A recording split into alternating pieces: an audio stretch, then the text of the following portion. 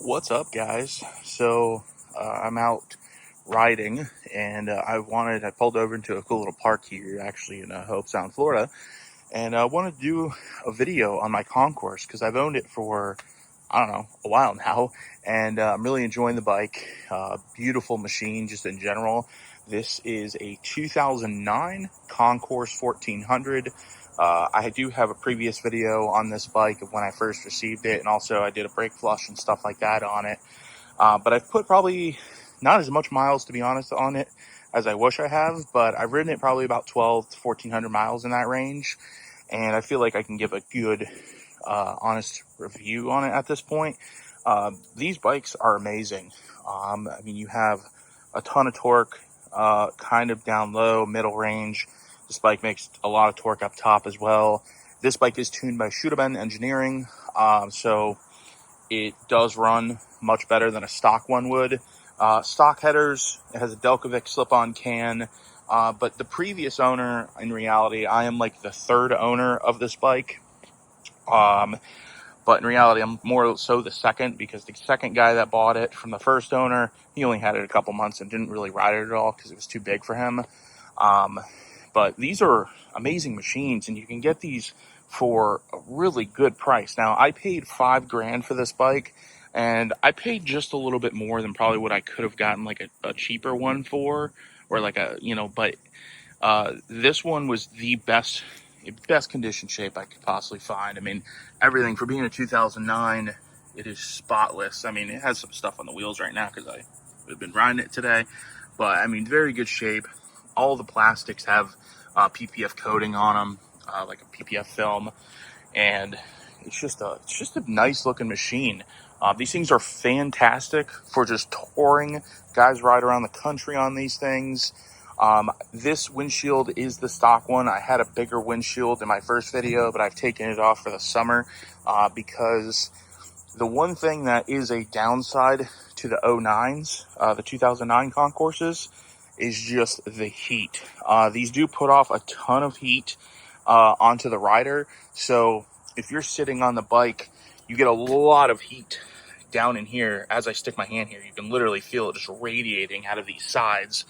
It is more so on the right side, left and right side. Just a lot of heat that comes off these bikes. Now, in the newer ones, I think after 2011 and on, 2010, they corrected that by redoing the fairings. The fairings are a little bit different on the new versions, so they have fixed a lot of the heat issues that these generations had. But personally, I like the look a little bit better of the 2009s and 08s. They just look very aggressive. They look nice. So the engine in this thing, it is stout. They're reliable. There are a few guys on the forums. I've seen a guy that has, I think it was 250,000 miles on his, it's like a 2015 motor. So like if you take care of these things, they will last you way past 100,000 miles. Just good oil changes. The valves, I probably do need to do the valves on this bike because I do hear a slight tick at idle. However, I have been told that is sometimes normal with these bikes as well, and guys have had that tick for many thousands of miles and never had an issue. But it is something that I started hearing over the past few months. But the bike still runs fine, no performance issues, but I still probably have to check those valves on there. Or I could just ride it like some guys do and never have an issue. But yeah, it's a great bike. You have a lot of storage in here. You can open up these boxes. So these boxes just open up with the key, and then you have a little latch here. And I have this bike came with bags in them, so I do store like my gloves and stuff in there. When I pull over, you can fit a jacket in there. My Arai helmet, I have a big ass head. It does not fit in here, which is the only downside I've found. But if you have a smaller head or smaller helmets or like a half helmet or something, you will definitely be able to fit, a helmet in there. But this bike is mostly stock besides the tune. I haven't really done anything to it because I just like how it is as riding it. It's probably the one bike I really haven't modified. I did take off, it had frame sliders when I bought it. I took them off because they got in the way of my knees. But it's just, this thing is immaculate. I mean, there's not many bikes out there that you can find that are, you know, close to 16 years old that are in this good a shape. I mean, it's just, it is spotless. The paint on it, I have it under shade right now, but the paint on this thing is immaculate. The gauges, as far as I'm aware, these are the original gauges. They are looking pretty good. The screen on these is notorious to go bad. It'll basically get like a dead spot in it. But this one is still doing pretty good. As you see, I have 40,715 miles on this thing. We have our battery. It's not wanting to focus right now, but you can kind of see, you know, everything going on there.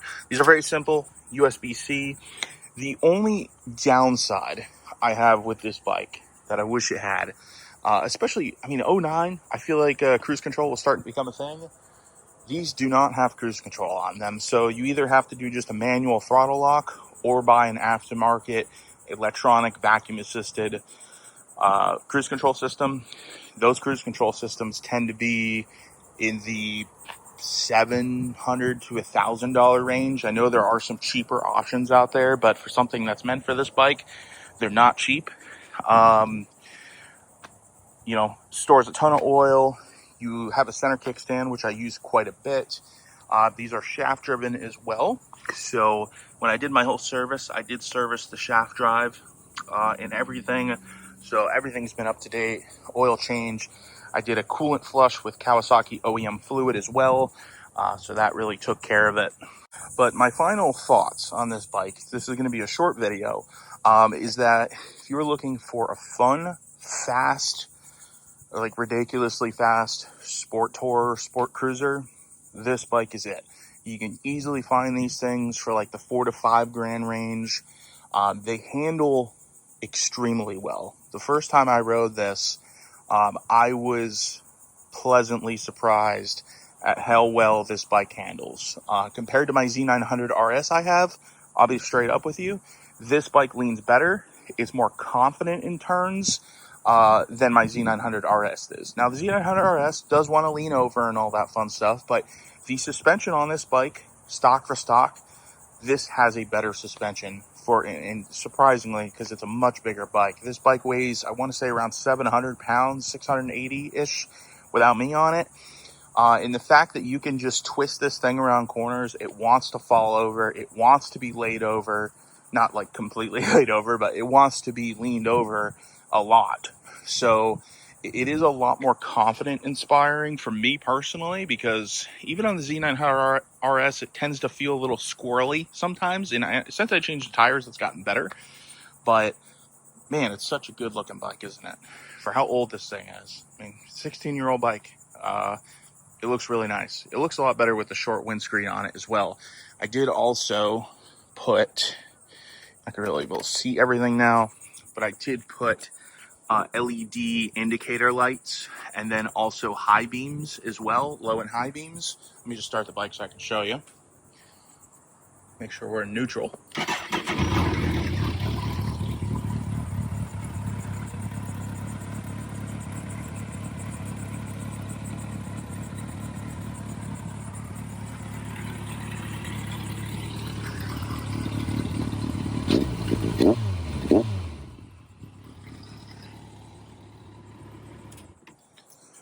But yeah, it sounds really good too. That's just slip-on, still has the catalytic converters on it. You know, the headlights, obviously, the headlights helped tremendously for nighttime riding, because when I was riding at night, the stock halogen headlights just were not bright enough, in my opinion. You couldn't really see the road all that well. One other thing I did do is I did put an LED indicator plate light in here, which also lights up, obviously lights up your plate a lot, but it gives you a big like casting of light behind the bike, so you're a little more visible at night. So I did that. It was plug and play, no modifications needed.